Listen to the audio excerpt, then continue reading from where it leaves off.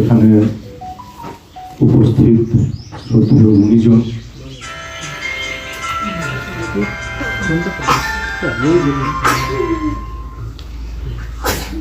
আমার শ্রদ্ধেয় মায়েরা,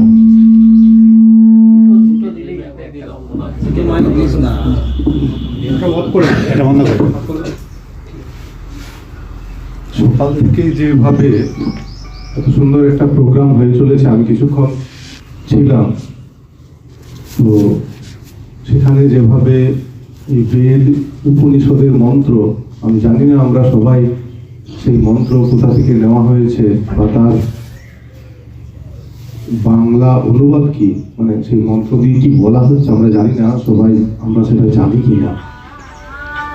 কিন্তু যদি জানি, মানে আমার অদ্ভুত লাগছিল এত সুন্দর করে বেদ এবং উপনিষদের এই শ্লোকগুলো কি সুন্দর করে, হ্যাঁ, ঋগ্বেদের সেই শ্লোক যার অর্থ প্রয়োজন নেই, সবাই শুনতে পাচ্ছি তো, যে খুব সুন্দর, আমার এত ভালো লাগছিল, এত সুন্দর করে মালার মতো করে সাজানো, সংগচ্ছদ্ধং সংবদ্ধং সঙ্গ মনাংশি জানতাম, কি সুন্দর। আমরা ঠিক আছে, এই এমন একটা সুন্দর পুণ্যক্ষণে আমরা প্রতিজ্ঞা করছি, যার অর্থ যে আমরা এক পথে চলিব, এক কথা বলিব, সকলের মনগুলি একভাবে গড়িব। ওইটার ওই শ্লোকটার বাংলা অর্থ। তারপর বলা হচ্ছে যে দেবগণ যেমন ভাগ করে হবি নেন, আমরাও সেই মতো ভাগ করে লইব। কি অসাধারণ বাংলা অর্থটা। দেবা সংগচ্ছদ্ধং সংবদ্ধং সম্ভ মনাংশি জানতাম। দেবগণ যেরকম করে এই যে যজ্ঞ হচ্ছে, সেই যজ্ঞের হবি যেমন করে ভাগ করে নেন, আমরাও সেই মতো করে ভাগ করে নেব। এই যে এক সঙ্গে, এক পথে, একভাবে, এক মন নিয়ে যে চলার প্রতিজ্ঞা আমরা আজকে করলাম, রবীন্দ্রনাথের সেই গান, রবীন্দ্রসঙ্গীত গেয়েও সেটা নিয়ে আমরা ঐক্যবদ্ধ হলাম। আমি সত্যি অভিভূত, মানে আমার বিশেষভাবে ভালো লাগলো। আমি এখানে কি বলবো আমি জানি না, কিন্তু আমি যেন তার শরীক হতে পারলাম, আমার ভেতরেও যেন সেই প্রতিজ্ঞার ভাবটা জেগে উঠল। মহারাজ বলছিলেন সেই তীর্থের কথা, সত্যি আমি যেখানে থাকবো, ধরুন আমি আমার যেখানে সন্ধ্যা আরতি দিই, সেই যে মন্দিরটুকু, সেই যে বাড়ির পরিবেশটুকু, সেটুকুই তীর্থ হতে পারে যদি সেখানে আমরা ভালো কথা, ভালো চিন্তা, ভালো মনন করি।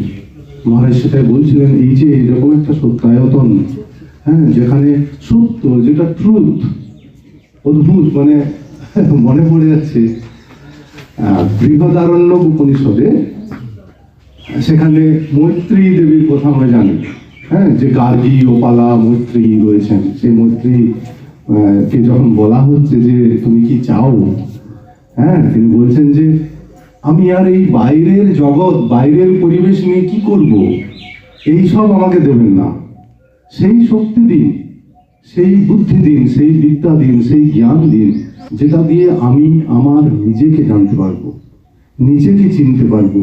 অদ্ভুত সেই মৈত্রী। দেখুন এই বেদ উপনিষদগুলোতে এই কথা রয়েছে।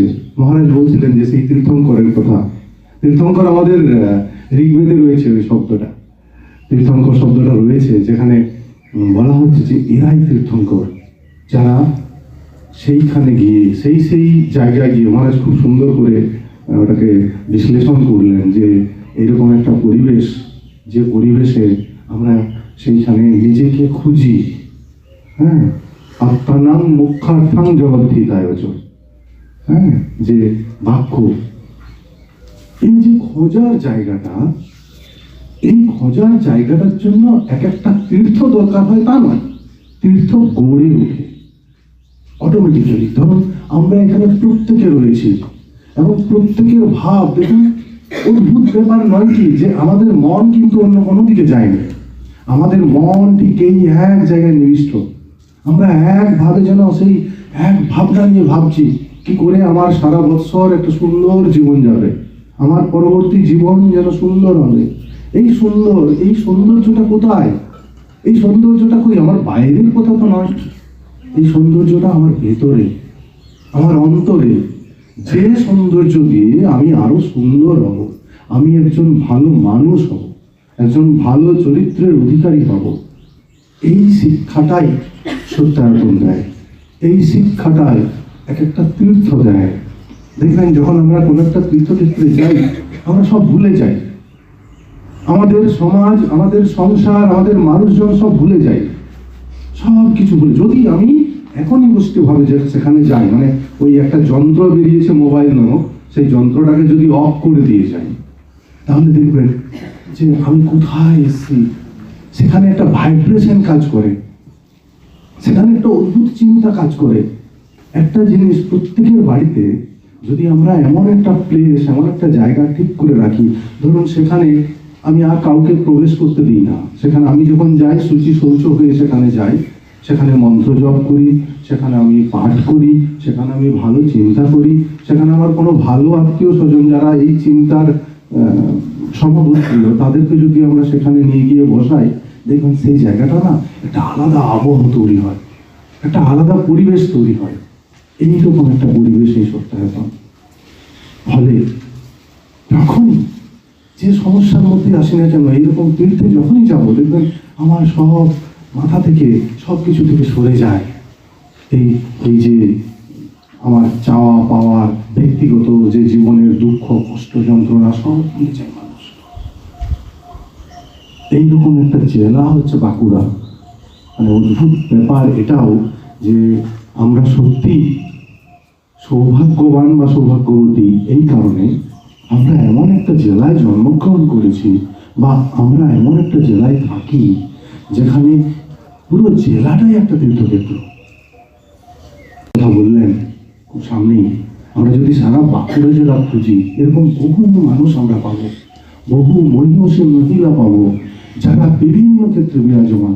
তাদের যে চিন্তা চেতনা, তাদের যে ভাবধারা, ভেবে রাখবেন, জেনে রাখবেন, কিচ্ছু কিন্তু হারায় না এই জগতে, এই প্রকৃতিতে কিচ্ছু হারায় না। আমরা কিছুই না, একটু বেদ উপনিষদ সম্পর্কে যদি জানি, দেখবেন ওখানে না আমরা যা কিছু গ্রহণ করি, যা কিছু নিই এই প্রকৃতি থেকে, সেখানে এই রকমের ভাব রয়েছে। ধরুন আমি জাস্ট একটা উদাহরণ দিয়ে বলছি, যে আমরা এই যে একটা গাছ, হ্যাঁ, গাছ আমরা ভক্ষণ করছি, মানে গাছ থেকে যে শক্তি সেটা আমরা নিচ্ছি। পঞ্চভূতের কথা আপনারা জানেন, ক্ষিতি, অপ, তেজ, মরুত, বোম। এই পঞ্চভূতের যে শক্তি, সেই শক্তি যে উৎপাদকগুলো, সেগুলোর মধ্য দিয়ে আমাদের ভেতরে ঢোকে। এই গাছ তার যে শরীর, সেই শরীর দিয়ে পরিবেশের যাবতীয় শক্তি সে সংগ্রহ করছে। সেই সংগ্রহ, এগুলো আমরা যারা সায়েন্স নিয়ে পড়াশোনা করি বা করেছি জানবেন যে এটাকে বলে শক্তির উৎস্রোত। একটা যে শক্তি প্রবাহিত হচ্ছে প্রকৃতির, এই শক্তি এই খাবারের মধ্য দিয়ে, আমরা যাই খাই না কেন, সেই খাবারের মধ্য দিয়ে আমাদের ভেতরে প্রবাহিত হয়, আবার সেই শক্তি মিশে যায়। এই যে শক্তির নিরবচ্ছিন্ন প্রবাহ, সেই শক্তি আমার ভেতরে আসছে, কিন্তু সেটাকে যদি আমরা সঠিকভাবে ইউটিলাইজ করি, সঠিকভাবে তার ব্যবহার করি, তখন তার বিচ্ছুরণটা দেখতে পাই। তখন সে আর মানুষ থাকে না, সে তখন দেবতায় পরিণত হয়। অর্থাৎ শক্তির অদ্ভুত একটা পাওয়ার তার ভেতরে চলে আসে, তার কথার মধ্যে, তার কাজের মধ্যে, তার চিন্তার মধ্যে একটা অদ্ভুত ভাবনা আসে। বাঁকুড়া এরকম একটা জেলা যেখানে এইরকম মানুষজনে পরিপূর্ণ, যে কারণে তার যে ওয়েভ, সেটা আমাদের ভেতরে যেন ছড়িয়ে ছিটিয়ে রয়েছে। দেখবেন আমি যখন একটা খারাপ কাজ করে ফেলেছি, তারপরে আমার ভেতরে কোনো একটা শক্তি, কোনো একটা ভাব যেন আমাকে বলে দিচ্ছে যে তুমি তো করলে এটা খারাপ, এইবার ভালো হও। এই যে ভালো হওয়ার যে ইচ্ছা, ভালো হওয়ার যে বাসনা আমাদের ভেতরে সদা সর্বদা থাকে, এটা কিন্তু আমাদের ওয়েভের জন্য, আমাদের এই বাঁকুড়ার মতন এমন একটা জায়গায় আমরা আছি যেখানে সেই পাওয়ারটা যেন আমাদের ভেতরে আমাদেরকে সোজা করে দিচ্ছে, আমাদেরকে সেই পথে চালিত করছে। তো সেই রকমের একজনের মহিষী মহিলা আপনারা শুনলেন, সেই শিরোনামের কথা সত্যকনাটা বললেন। সেই মা সারদা দেবী অদ্ভুত এক মহিলা, মহিলা বললে ভুল হবে, অদ্ভুত এক শক্তি, অদ্ভুত এক শক্তির নাম। আমরা কম বেশি তার জীবনী জানি, আমি জীবনের কথা বলবো না, আমরা সেই শক্তির কথা বলবো। কালকে একজনের সঙ্গে কথা হচ্ছিল, আমার মানে গায়ের লোম খাড়া হয়ে যায় এইটা ভেবে। আমাদের ভারতবর্ষ কি শিক্ষা দেয় জানেন? একটা ছোট্ট গল্প বলি। এক রাখাল বালক, সে গরু চড়ায়, একটা জঙ্গলের ভেতরে ঢুকে সেখানে সে প্রতিদিন গরু চড়াতে যায়। নদী অতিক্রম করে একটা জঙ্গল, অনেকগুলো গরু গাভী রয়েছে, বাছুর রয়েছে, সে নিয়ে যায় সেখানে, গিয়ে সেগুলোকে ছেড়ে দেয়। হ্যাঁ, তারপর সে একটা গাছের নিচে বসে সে আপন মনে বাঁশি বাজায়। একদিন সেই গাছের নিচে বসে থাকতে থাকতে হঠাৎ করে তার মনে হলো একটা কাঠি দিয়ে সে মাটি খুঁড়তে শুরু করেছে, এমনি জাস্ট কিছু লিখতে শুরু করেছে হয়তো, বা ছবি আঁকতে শুরু করেছে। আঁকতে আঁকতে দেখলো আঁকা যাচ্ছে না, একটা পাথর লাগছে শক্ত। তো আরেকটু ঘুরে সে পাথরটা দেখছে যে অদ্ভুত ডিজাইন করা, দেখি না, একটু ঘুরতে ঘুরতে ঘুরতে ঘুরতে সে ঘুরে দেখছে একটা পাথর বেরোলো, কিন্তু সেটা একটা মানুষের মূর্তি। ভালো করে সামনে নদীতে গিয়ে জল দিয়ে ধুয়ে তার যে গামছা ছিল সেই গামছা দিয়ে মুছে দেখছে অদ্ভুত এক সুন্দর মানুষের মুখ। মানে এমন মানুষের মুখ হওয়া সে অবাক হয়ে গেল। এইরকম মানুষের মুখ হতে পারে, এত সুন্দর দেখতে। সে সেটাকে চুপি চুপি চুপি চুপি, এই কারণে কেউ দেখলে হয়তো নিয়ে নিতে পারে, তো চুপি চুপি সে বাড়িতে নিয়ে এসে সে কি করতো, তার যে ছোট্ট ঘর, চালা দেওয়া ঘর, খাটে শুতো, খাটের নিচে সেটাকে গামছা দিয়ে ঢাকা দিয়ে রাখতো। প্রতিদিন সে সকালবেলায় দেখতো, আর ওই গরু চড়াতে যেত, চারদিকে মানুষের দিকে তাকাতো। তার একটা অদ্ভুত বিশ্বাস হয়েছে যে এরকম মানুষের মুখ হয়েছে মানে নিশ্চয়ই মানুষটা আছে, চলো দেখি কোথায় আছে। সে খুঁজতো চারদিকে, খুঁজতে খুঁজতে প্রতিদিন সকালবেলায় দেখতো। হ্যাঁ, মোটামুটি 10 থেকে 15 মিনিট প্রতিদিন দেখতো। একটু ভেবে দেখুন, মানে গল্পটা বলছি, আমাদের ভারতবর্ষের এটাই শিক্ষা। প্রতিদিন সে সকালবেলায় দেখতো, এক মনে নিবিষ্ট চিত্তে, অন্য কোনো দিকে তার মন নেই। তারপর সে এরকম বেরিয়ে যেত, খুঁজতো, মানুষ খুঁজতো, গরু চড়াতো, মানুষ খুঁজতো সেই মানুষটাকে। আবার সন্ধ্যাবেলায় আসতো, আমি যে দেখলাম তাকে মেলাতো, যে এরকম কি দেখলাম, হ্যাঁ একজনকে দেখেছিলাম সে কি এরকমের, আবার ফিরে এসে মেলাতো। সকাল সন্ধ্যা দুবেলা। আস্তে আস্তে আস্তে এমন হয়ে গেল না, পাগলের মতো হয়ে গেল ছেলেটা, গরু চড়ানো হতে গেল। এইবার সে কি করলো, একটা লাল সালু ঢাকা দিয়ে ও ওই পাথরের মূর্তিটাকে নিয়ে এবার বেড়াতে শুরু করে, গরু চড়ানো ভুলে গেল। এইবার সেইটা নিয়ে ঘুরতে ঘুরতে ঘুরতে ঘুরতে সে মানুষ খুঁজছে, একবার করে সরাচ্ছে সালু, একবার করে মানুষকে দেখছে, একবার করে সরাচ্ছে সালু, একবার করে মানুষকে দেখছে, পাচ্ছে না। একদিন এক মেলায় একজন সাধু বাবা হাত দেখছেন, তার মনে হলো যে দিয়ে দেখি, এনাকে বলি, ইনি যদি আমার হাত দেখে বলে দেন যে আমি মানুষকে খুঁজে পাবো কিনা, তাহলে ব্যাপারটা সহজ হয়ে যাবে। তো রাখাল বালক তার কাছে গেল, গিয়ে পরে ভিড় ঠেলে কোনো মতে গেল, গিয়ে পরে মহারাজকে বললেন, মহারাজ আমি একটা কথা বলবো। না, আমি একটা মূর্তি পেয়েছি, তো মূর্তির মতো মানুষটাকে আমি খুঁজছি, আমি কি পাবো সেটাকে, আমার হাত থেকে বলুন তো। মহারাজ বললেন, কই মূর্তিটা দেখি। তো তখন সে ওই লাল সালুটা খুলে মহারাজকে মূর্তিটা দেখালেন। সেটা অনেক বছর, মানে যে মূর্তি পেয়েছে তার প্রায় বছর 1.5-2 পরে মূর্তিটা দেখানোর পরে মহারাজ হাসলেন। অদ্ভুত ব্যাপার, তার দিকে তাকিয়ে হাসছেন মহারাজ। বললেন, তুমি দেখবে এই মানুষকে? হ্যাঁ, আমি আজ 1.5 বছর 2 বছর ধরে এটা ঘোরাঘুরি করছি, দেখার জন্য আমাকে দেখান না। তখন উনি কি করলেন, ওনার ঝুলি ছিল মহারাজের, ছোট্ট আয়না, দেখবেন মহারাজদের ঝুলিতে ছোট্ট আয়না বা ছোট ছোট জিনিসপত্র থাকে। তো তিনি সেইটা সামনে নিয়ে এসে সেই রাখাল বালকের সামনে এমনি করে ধরলেন, দেখো এই দেখো সেই মানুষ। রাখাল তাকে দেখতে দেখতে সেই মতো হয়ে গেছে, তার মতো হয়ে গেছে। এটা একটা গল্প, কিন্তু ভারতীয় শিক্ষা দেখুন, আমি যা চিন্তা করব, আমি যা ভাববো, আমি যেটা নিয়ে চিন্তা করব আমি তার মতো হয়ে যাব, হরি ওম হরি ওম। আমি সেই মতো হয়ে যাব। ফলে আজকের যে শিক্ষা, এই শিক্ষা ভারতের শিক্ষা, মা শারদা সেই রকমের একজন মানুষ। আমরা চাইব সেই রকমের একজন মানুষকে আমাদের চোখের সামনে, আমাদের জীবনে মননে তাকে সামনে রাখবো। এবং কেমন ছিলেন সেই মা, এইবার আসি। আমরা জানি কম বেশি মানে মায়ের যে জীবন, এত কষ্টের জীবন, এত যন্ত্রণার জীবন ছিল। খুব কম বয়সে বিয়ে হয়ে গেছে, আপনারা জানেন। এক ছোট্ট শারদা, যার ছোটবেলায় নাম ছিল ক্ষেমঙ্করী, ওনার মা নাম দিয়েছিলেন ক্ষেমঙ্করী। তো মা শারদার মা শ্যামা সুন্দরী দেবী, তার একজন বোন ছিল, দিদি ছিল, তার একটি মেয়ে ছিল, তার নাম শারদা। তো সে মারা যায় ছোটবেলাতে। তখন সেই দিদি বলে যে যদি তুমি তোমার মেয়ের নাম শারদা রাখো তাহলে আমি আমার মেয়ের শোকটা ভুলে যেতে পারবো। তো তিনি নাম রাখলেন শারদা, ছোট্ট শারদা। জানি সেই ছোটবেলায় কিরকম করে ঘোরাঘুরি করে। হ্যাঁ, আমরা এই গল্পগুলো আমরা জানি কম বেশি, যে এত কষ্ট, এত অভাব অনটন, হ্যাঁ, খেতে পারছে না মানুষজন, তার বাড়িতে তার বাবা সে অন্নছত্র খুলে দিচ্ছেন। সেই ছোট্ট শারদা এসে কি করছেন, বাতাস করছেন যাতে খাবারটা ঠান্ডা হয়ে তারা খেতে পারে ঠিক করে। এই যে ছোটবেলা থেকে দেখুন, বাঁকুড়ার জয়রামবাড়ি একটা প্রত্যন্ত গ্রাম, এরকম যেমন এই যে একটা প্রত্যন্ত গ্রাম, ছোট্ট একটা আমোদর নদ রয়েছে। হ্যাঁ, এখানে যেমন দ্বারকেশ্বর রয়েছে, সেখানে একটা ছোট্ট নদ আমোদর, দামোদর নয়। হ্যাঁ, তো সেই আমোদর নদের তীরে জয়রামবাড়ি বলে একটা গ্রাম, সেই গ্রামে মা শারদার জন্ম এবং ছোট ছোট কয়েকটা ভাই বোন রয়েছে। তিনি সেই ছোটবেলা থেকেই সেই ভাই বোনদেরকে দেখাশোনা করেন।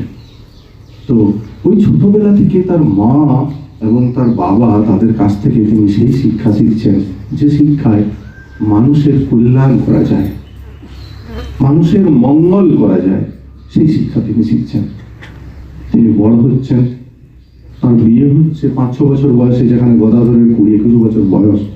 তো গদাধর শ্রী রামকৃষ্ণ পরবর্তীকালে তিনি তখন দক্ষিণেশ্বরে পাগলের মতো, তিনিও ওই চর্চায় ব্যস্ত, কালী সাধনায় ব্যস্ত।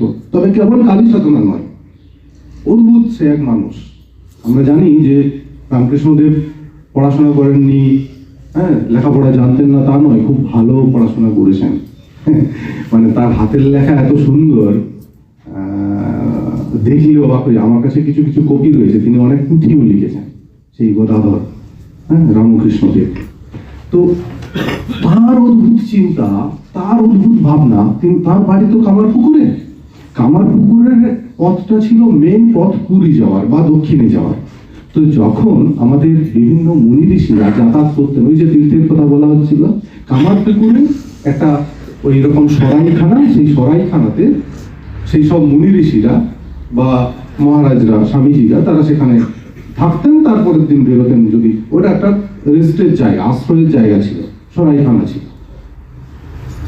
তো সেখানে গদাধর যেতেন এবং তাদের কাছ থেকে তিনি অনেক কিছু শিখতেন। ছোটবেলায় যে শিক্ষাটা তিনি পাচ্ছেন, বিভিন্ন ধর্ম সম্পর্কে জানছেন, সেটাই বড় হয়ে তার পরীক্ষা করছেন। কোন ধর্ম রামকৃষ্ণদেব গ্রহণ করেননি এটাকে বলতে পারবে না, সমস্ত রকম। মানে কখনো রাধাভাবে ভাবিত হচ্ছেন, রাধাভাবে ভাবিত হওয়া মানে কি, রাধার মতো করে শাড়ি পরছেন, মানে ভাবতে পারবেন না। জৈন ধর্ম, সেটা নিয়েও তিনি দেখছেন। খ্রিস্টান ধর্ম, মুসলিম ধর্ম, ইসলাম ধর্ম গ্রহণ করছেন মতে সেই মতো করে নয়, কিন্তু তিনি ওই নিজের জীবনে চর্চায় পালন করছেন। সমস্ত ধর্মগুলো, আমাদের যেগুলো মূল ভারতবর্ষে যেসব ধর্ম প্রচলিত সেই সময়, সেসব ধর্মগুলোকে এক একটা করে তিনি কয়েকদিন ধরে, এমনকি কয়েক মাস ধরে সেগুলো ইমপ্লিমেন্টেশন করাচ্ছেন, নিজের মধ্যে পরীক্ষা করছেন, দেখছেন কি হয়। রাস্তা একটাই পেলেন, সেটি হচ্ছে, বলছেন যে ওই যে সব নদী যেমন এক জায়গায় গিয়ে মেশে সাগরে, তেমনি সব ধর্ম সেই এক জায়গাতে গিয়ে মিশছে। সেটি হচ্ছে ঈশ্বর। যদি বলি আমি আবার মানে আমার কম বয়স তো, ফলে ঈশ্বরকে উপলব্ধি করার মতো আমার ক্ষমতা বা দুঃসাহস এখনো জন্মায়নি, হয়নি। সেটা সত্য। সব শক্তি, সব বিশ্বাস, সব কিছু যদি কোনো জায়গায় গিয়ে মিশে, সেটা হচ্ছে সত্য, ট্রুথ। এটুকু তো আমরা বিশ্বাস করতে পারি। আমরা যারা ঈশ্বরে বিশ্বাস নাও করি, এটুকু বিশ্বাস করতে পারি, সেটা হচ্ছে সত্য একমাত্র। তো সেই রামকৃষ্ণদেবের সহধর্মিণী মা সারদা, তিনি ছোটবেলাতে তো ওখানেই থাকছেন খামার পুকুরে কিছুদিন, বেশিরভাগ দিন জয়রামবাটিতে। এক সময় যখন চারদিকে প্রসার হয়ে গেল যে রামকৃষ্ণদেব খেতে গেছেন, পাগল হয়ে গেছেন, তাকে টন্টিটকারি করছে, সমালোচনা করছে, তো মা সারদা দক্ষিণেশ্বরে এলেন। সে দেখলেন যে না, ঠিক তো, তার স্বামী যেটা করছেন সেটা তো ঠিকই করছেন। এইবার দুজনের একটা বিরাট দাম্পত্য জীবন, মানে এগুলো থেকে শেখার বিষয় এটাই যে ওই যে বললাম যে আমরা যেটা ভাববো, যেটা নেব, যেটা গ্রহণ করবো, সেটার জন্য সত্য গ্রহণ করি, তাহলে দেখবেন আপনার পথ ঠিক ঠিক সুন্দর সত্য পথে চলছে। সেই যে অদ্ভুত এবং সুন্দর দৈব দাম্পত্য জীবন তাদের। রাত্রেবেলায় হয়তো ঠাকুর কোনো কারণে এসছেন, নহবত, ছোট্ট একটা নহবত বাড়ি, এটা মাথা নিচু করে ঢুকতে হয়, মোটা সোটা মহিলা হলে ঢুকতেও পারবে না। তো সেই নহবতের বাড়িতে মা সারদা থাকতেন। তাকে একদিন জিজ্ঞাসা করছেন ঠাকুর, কি গো, আমাকে কি এই পার্থিব জগতের পথে তুমি টেনে নিতে এসেছো? প্রশ্ন দেখুন, রামকৃষ্ণদেব প্রশ্ন করছেন। তখন মা বলছেন, তা কেন, তোমার যা ইষ্ট পথ, ইষ্ট মানে তোমার যা অভিষ্ট ইচ্ছা, সেই পথ, তুমি যা হতে চাইছো, সেই পথে আমি তোমাকে সাহায্য করতে এসেছি। দেখো কি শক্তি এবং কি ত্যাগ। সন্ন্যাস, সম্পূর্বক ন্যাস মানে সম্পূর্ণরূপে ত্যাগ করা। ন্যাস কথার অর্থ ত্যাগ। কেবল সন্ন্যাস হলেই কি ত্যাগ করা যায় সবকিছু? বা ত্যাগ করতে হলে কি আমাকে সন্ন্যাস হতে হয়, সন্ন্যাস নিতে হয়? তা না। সমাজে সংসারে থেকেও ত্যাগ করা যায়। মা সারদা তার চূড়ান্ত প্রতিমূর্তি। বললেন, আমি সব কিছু ত্যাগ করে এসেছি, তোমার ইষ্ট পথে তোমার যাতে সহায়তা লাভ হয় আমি তার চেষ্টা করব। একদিন রামকৃষ্ণদেব তো স্বাভাবিক তার তিনি বললেন যে তাহলে তুমিও কি আর 5 জন মেয়েদের মতো, স্ত্রীর মতো তুমিও কি সন্তান পেতে চাও? তিনি বললেন, হ্যাঁ, পেতে চাই। তখন যে মা নিজে মজা করে বলছেন, তখন ঠাকুর বলছেন খুব সিরিয়াস, বললেন, দেখবে কালে তোমার অনেক ছেলে পেলে হবে। এই কথাটা পরে বলছেন, যে কারণে আমরা দেখতে পাই যদি বেলুড় মঠ বা এই জাতীয় যেটা রামকৃষ্ণ সারদা মঠ যেগুলো রয়েছে, সেখানে যদি যান আর যদি বলেন যে আমি বাঁকুড়া থেকে এসেছি, দেখবেন অদ্ভুত, ও তুমি মায়ের দেশ থেকে এসছো। হ্যাঁ, অদ্ভুত একটা সম্মান, অদ্ভুত একটা শ্রদ্ধা। এই শ্রদ্ধা সম্মানের জায়গা একমাত্র কারণ হচ্ছে মা সারদা। তো সেই যে কষ্টের কথা আমি বলছিলাম, পরবর্তীকালে মা সারদা জানাচ্ছেন খুব শরীর তার মানে পেট খারাপ হতো, মা সারদার পেট খারাপ হতো, অদ্ভুত তার সহ্য শক্তি। একটা গল্প, একবার তার প্লীহা বেড়ে গিয়েছিল, ডাক্তারবাবু জানবেন। তো আমাদের সেই প্লীহা দাগা কথা বলে, গরম রড দিয়ে একদম পুরো পেটে ঢেকে দেওয়ার ব্যাপারগুলো, সেগুলো তিনি সহ্য করেছেন। তারকেশ্বরে গিয়ে ঘুরতে দিতেন, তার স্বামীর কি করে শরীর ঠিক হয়, তার তো গলায় খুব ব্যথা, তো খেতে পারতেন না ঠাকুর।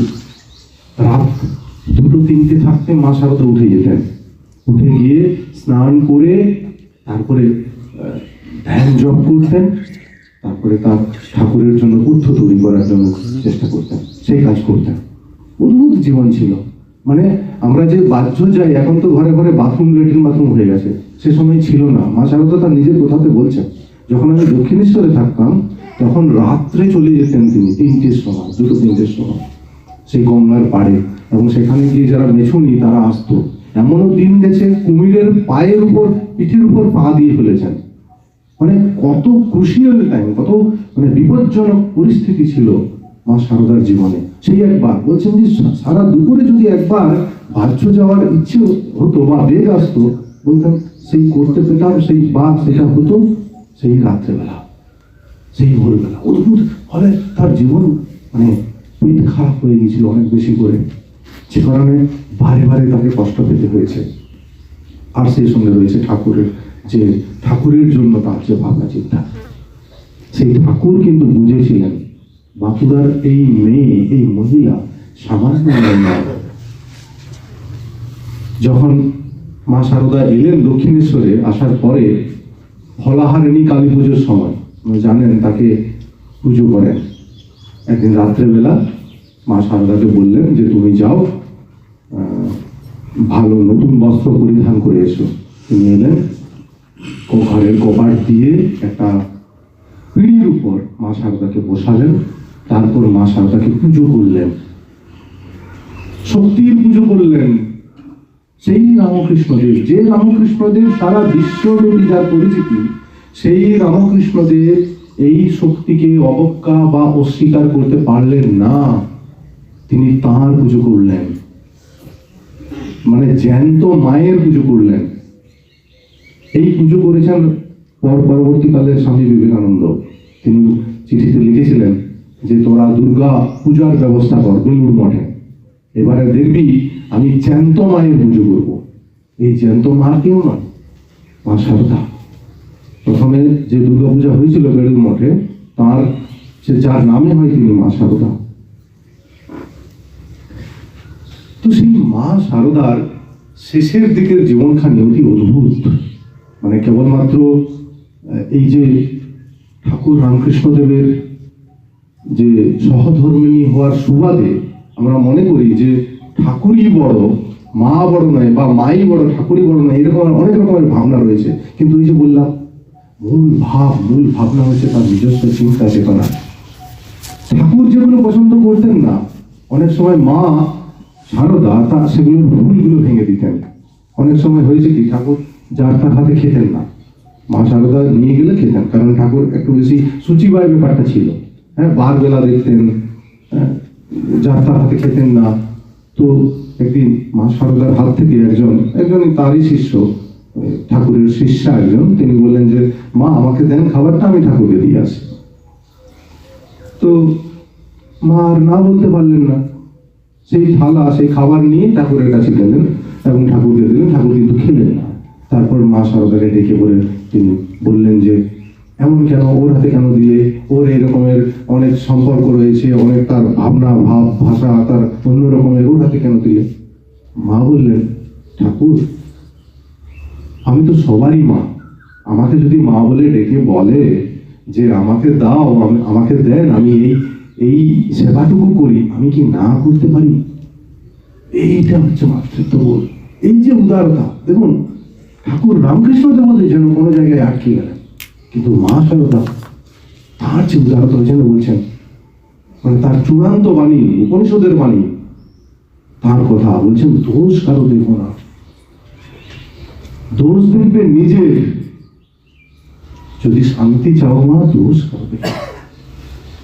এই যে এটাই হচ্ছে নিজেকে বড় করার একটা জায়গা, নিজেকে, নিজের ভেতরকে, নিজের শক্তিকে প্রকাশ করার একটা জায়গা।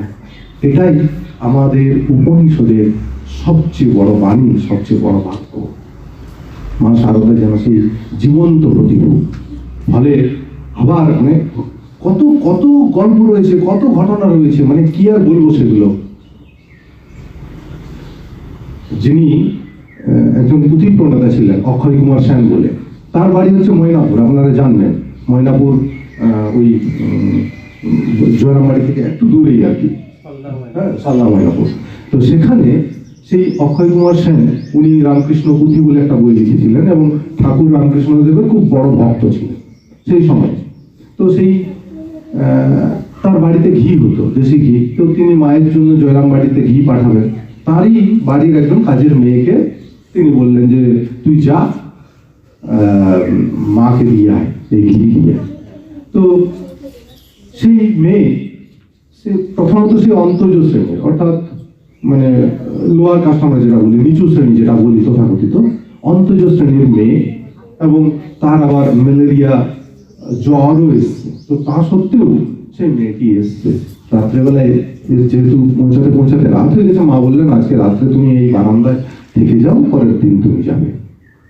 তো তাকে তো সবাই সেই রকম সেই অসহ্য ব্যাপারটা, হ্যাঁ, ছোবে না নিচু শ্রেণীর মেয়ে, মা কিন্তু তাকে যত্ন করে বিছানা করে দিল। বাড়ির ভেতরে আনলেন না ঠিকই, কিন্তু ঠিক বাড়ির পাশে দরজার সামনে তার শোয়ার জায়গা করে দিলেন। রাত্রে মেয়েটি এই যে ম্যালেরিয়া জ্বর হয়েছিল বলে এমন অবস্থা তার, মানে সেই বিছানা থেকে শুরু করে পুরো এলাকাটা সে নোংরা করে ফেলে। তো মা রাত্রিবেলায় উঠে দেখেন যে মেয়ের তো এই অবস্থা, তিনি আবার তাকে ঢাকা দিয়ে দিলেন। কেউ জানলে তাকে তো মানে বলবেই, এমনকি ওই মেয়েকেও পর্যন্ত একদম প্রতিষ্ঠা করে দেবে, মানে মেয়েকে তাড়িয়ে দেবে দূর দূর করে। এই যে অসম্মান মেয়ের প্রতি, সেটা তিনি হতে দেবেন না। তিনি সেই মেয়েকে উপর থাকতে উঠিয়ে দিলেন, উঠিয়ে দিয়ে বললেন, মা তুমি এই বেলা চলে যাও, তোমার তো জ্বরটা এসছে, এখন একটু কমেছে, তুমি এই বেলা বাড়ি ফিরে যাও।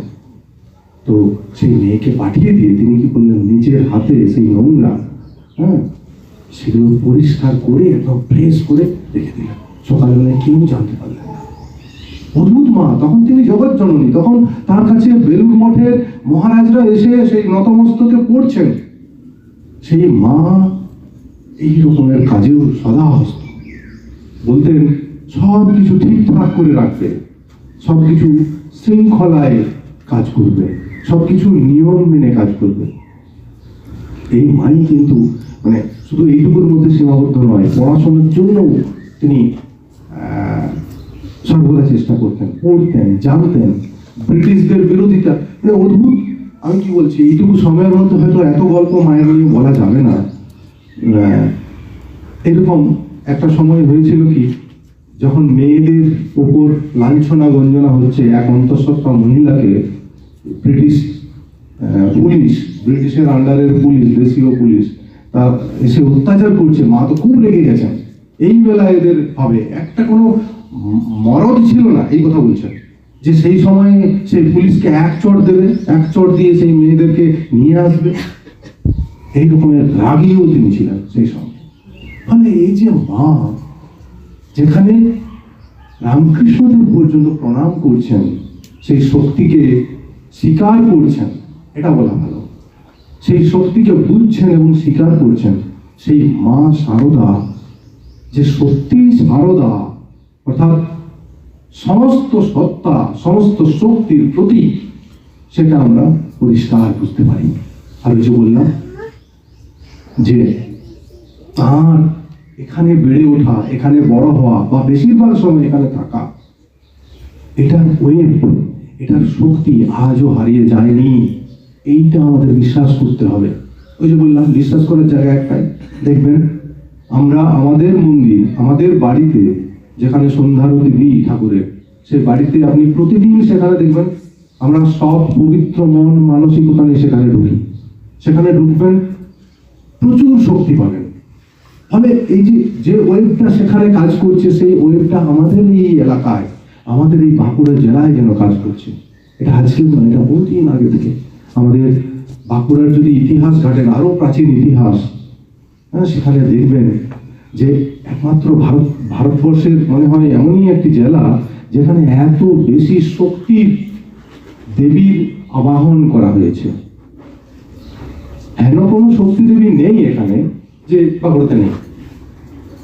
দেখবেন দুর্গা, কালী, তারা, ধূমাবতী। কালকে আবার শুনলাম যে ধূমাবতীর পুজো হয় ওই পুরন্দরপুর ওই সাইডে, হ্যাঁ, সে বিরাট শক্তি দেবী। তো সেই শক্তির আবাহন যেখানে রয়েছে, সেই শক্তির প্রবাহ যেখানে রয়েছে, যে জেলায় রয়েছে, সেই জেলায় আমি তো সত্যি সত্যি সাধারণ নই, আমিও একজন অসাধারণ। আমি কেবল আমার সেই ভেতরের পর্দাটা সরিয়ে নিজেকে চেনার চেষ্টা করছি না। যদি চেনার চেষ্টা করি, তাহলে দেখব আমার ভেতরের সেই পবিত্রতা, সেই সত্যতা, সেই শক্তি যেন প্রকাশ পাচ্ছে, যেন বিকাশ পাচ্ছে। আমাদের ভিতর থেকেই দেখবেন সেই শক্তি উঠে আসছে। আর এটা ঘটনা, এই যে একজন একজন করে, ছোট ছোট কিচ্ছু না, এই যে একটি তীর্থকে কেন্দ্র করে, একটি সত্যায়নকে কেন্দ্র করে এত মানুষের সমাবেশ এখানে, প্রত্যেকেই আমরা এক একটা সত্যায়তন হতে পারি। যদি এই সত্যায়তন থেকে এক একটা এই যে আগুনের যে প্রবাহ আমরা নিতে পারি, তাহলে দেখবেন আমি এক একটা সেই সত্য তৈরি হয়েছি। সেই সঙ্গে আমার পাশাপাশি যারা আসবে, দেখবেন ফুলের সুগন্ধ ছড়ালে মৌমাছি আপনিই আসে। দেখবেন আপনার সংস্পর্শে যারা আসবে, সেই পরশ পাথরের মতো সেও তেমনি হয়ে যাচ্ছে, ওই মূর্তিটার মতো। আমি যেমন হবো আমি তেমনি হয়ে যাব। আর জেনে রাখবেন একজন গুরুর দরকার হয়। এই গল্পটা বলি আমি শেষ করব।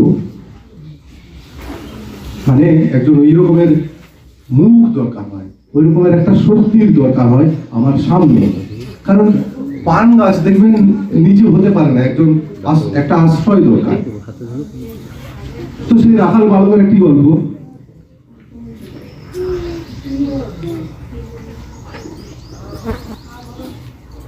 আচ্ছা, এই গল্পটা বলি আমি শেষ করবো আর কি, যে কেন আমাদের এই বিষয়টা নিয়ে ভাবতে হয়, কেন আমরা এরকমের সত্যদ্রষ্টা মানুষকে আমাদের সামনে রাখবো। ওই এক রাখাল গরু চড়াতে গেছে, সেই গল্প। কিন্তু সেই এখন আমি গরুর গল্প বলবো আর কি। সেই গরু সন্ধে হয়ে গেছে, সে ফিরতে গিয়ে কি হয়েছে, ওই একটা পুকুর ছিল, জলা জায়গা, সেখানে গরুটি পড়ে গেছে। মানে জঙ্গলের ভেতরে একটা ছোট পুকুর, জলাশয়, সেখানে পাক ছিল, সেখানে গরুটি পড়ে গেছে।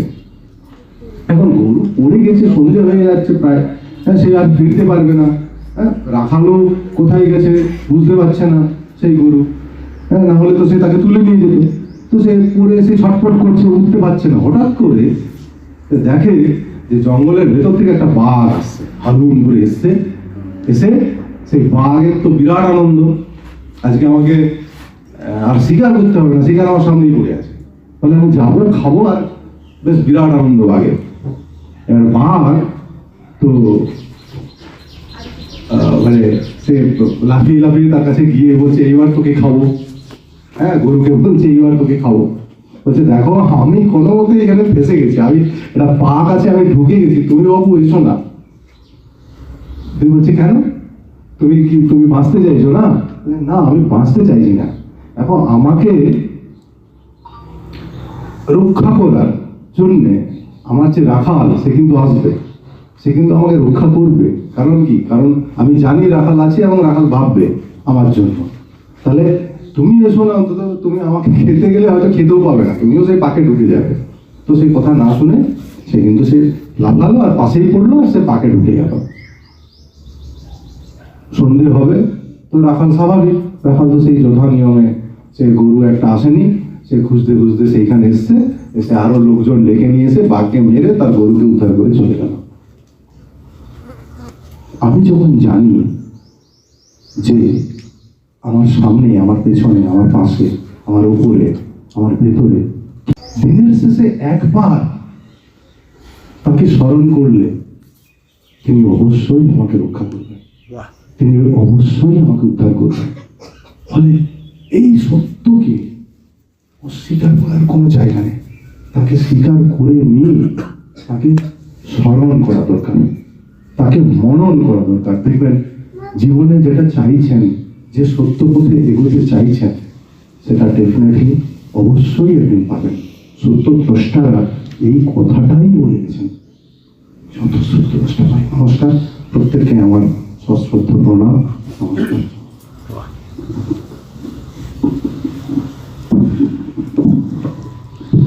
ধন্যবাদ মাননীয় সৌমেন লক্ষ্মী মহাশয়কে। তার সুন্দর সাবলীল বক্তব্যের মাধ্যমে আমরা সকলেই শ্রীমা এবং বাঁকুড়া জেলার মনীষীদের সম্পর্কে সমৃদ্ধ হলাম। সৌমেনবাবুর যত মানে বলেন তার থেকে বেশি কিন্তু পড়েন, প্রচুর বই বাড়িতে, তার লাইব্রেরি বাড়ির সেটি একটি যে কোনো গ্রামীণ লাইব্রেরির থেকে অনেক বেশি বই আছে। আমি মাঝে মধ্যে যাই, 2-4টা বই ঝেপেও দিয়েছি, মনে করতে পারেননি কোন বইগুলো। আমি বলেছি বলতে পারলে বইগুলো ফেরত দিই। তো এই হচ্ছেন সৌমেনবাবু, তাকে অনেক ধন্যবাদ জানাই, তাকে আবার আগামী দিনে আমাদের আশ্রমে স্বাগত জানাই।